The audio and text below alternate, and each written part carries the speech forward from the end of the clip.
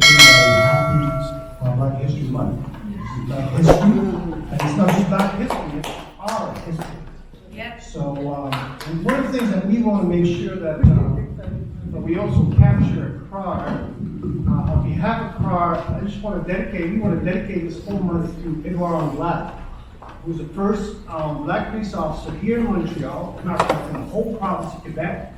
Passed away in 2007, but he was a true hero for the fight against racism within the police department, and of course all that spilled over onto the Black community. So I know if Edouard was with us today, he'd be a tremendous partner in dealing with this whole issue. So this is what we want to do. Now, when I was asked to talk about some of the things this coalition has put forward, or asked the city rather, and the public security agencies over the last year in relation to street check and racial profiling, I was remembering the old Russian proverb that says essentially something like this. I can't speak Russian, but it says, you must trust, or you must also verify. So trust and verify should be our motto going forward. This proverb affects perfectly our sentiment regarding some of the promises made by the city of Montreal in 2019 regarding the desire to address these issues. Now, going back to 2018, in the fall of 2018,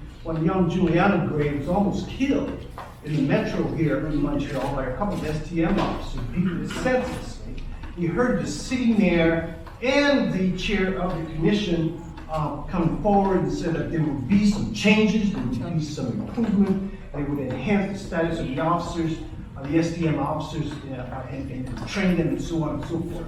Well, nothing was heard since. So, as I said, we can trust, but we must also verify. Now, following the report of street checks released last October, the mayor and the director of the SPBM, by the way, expressed surprise and concerns regarding the findings and vowed to address the issue of systemic racial profiling, if it existed.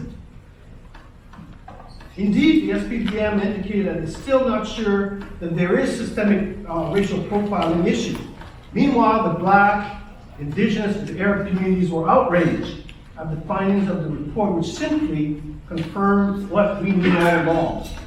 For the SPBM, we are far too often the usual suspects. Following the release of that report at the Commission later on in a public security meeting, the SPBM acknowledged the finding of the report, of course, but refusing to call it for what it is, systemic racial profiling. Their spokesperson, Mr. Zirochet, insisted that they needed more study to fully identify the problems of systemic bias. You notice that they didn't call it systemic racial profiling, but systemic bias.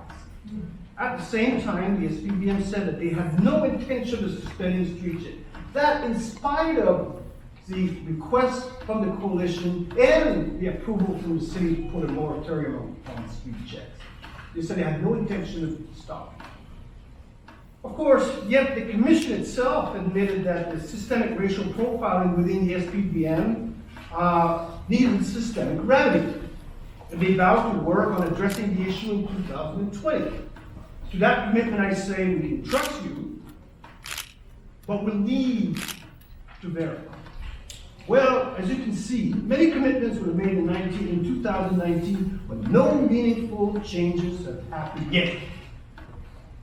In fact, the word on the street is clear as far as street checks and racial profiling is concerned. For the SPBM and the SDN, business as usual. So what do we do next? Well, today we're calling on the city to request from the STM and the SPBM to launch a race-based data collecting pilot project focusing on recording the perceived race of pedestrians and drivers being stopped by both agencies.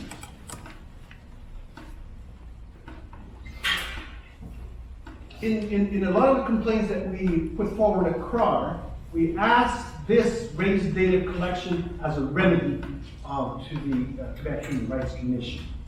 So there's nothing new here. This is not a novel idea, something that was dreamt up overnight.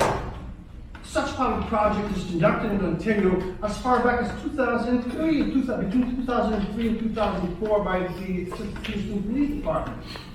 And Between 2013 and 14, the Ottawa Police Service did the same thing as a result of a remedy requested and ordered by the Ontario Human Rights Commission. There's nothing new here. And in fact, Ottawa is still collecting race-based data as good government practice. And the Toronto Police Service, as Mr. Longtron has mentioned, has come up with a policy in making sure that not only race data collection is done for school checks and everything, but for all of its interaction with the citizens of the city. So there's nothing new here. Why do we need that? Well, there are disproportionately high incidences of traffic stops for drivers and street check for pedestrians of different race group when compared to their respective population. That's the purpose of it. In Kingston and Ottawa, the findings were shocking, but not surprising for racial minorities. When we know what the answer will be in Montreal, but we understand the authorities need more proof. So it's not just in Montreal, by the way. In Laval or Pontigny, Longueuil, they need to do the same thing. We believe that race data collection is part of a transparent organizational approach to ensuring bias-free policing services, and should be part also of the Green Book that the provincial government is pushing forward in terms of reviewing policing practices and policing in general in the province of Quebec. While new street check policy has been promised by Montreal, by the SPDM, by the end of March, we believe that race-based data collection also needs to be part of addressing the issue. We do want to trust them, but we'll need to verify. Of course, race-based data collection is not a silver bullet. It won't eradicate racial profiling on its own.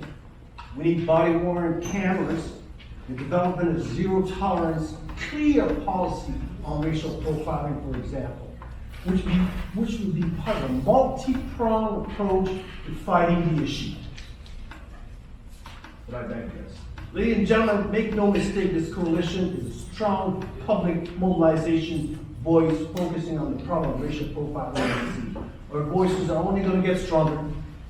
Our communities are victims of racial profiling, and we want to be involved in the fight to eradicate it from the delivery of police service in the city. So I will end with 4 messages and calls for action. Number 1, to the Black, Indigenous, Arab, and other racialized communities victimized of racial profiling, I say we must be part of the process of finding a solution to the problem. We can expect them to do it on their own and then deliver some type of policy that they feel should be acceptable to us. What we need to say going forward, nothing about us gets decided without us. To the larger Quebecois community, racial profiling is not just a problem for the racialized community, it's a problem for the whole community.